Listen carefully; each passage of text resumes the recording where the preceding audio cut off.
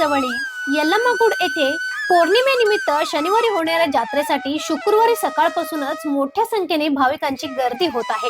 भाविक रांगेत उभे राहून देवीचे दर्शन घेत आहेत। नवीन वर्षातच जत्रा सुरू असल्यामुळे भाविकांमध्ये विशेष उत्साह दिसून येत आहे।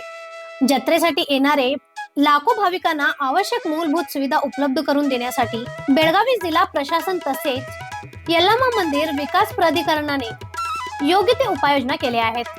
शुक्रवारी रात्रभर भाविकांची ये-जा सुरू राहणार असून शनिवारी सकाळपर्यंत 7 टेकड्यांच्या परिसर भाविकांनी अक्षरशः फुलून जाणार आहेत। यल्लामा डोंगराशी जोडणारा उगरगोळ, जोगळभावी आणि सौंदत्ती नुलिनगिरणी मार्गावर वाहनांची मोठी वर्दळ वाढली आहे।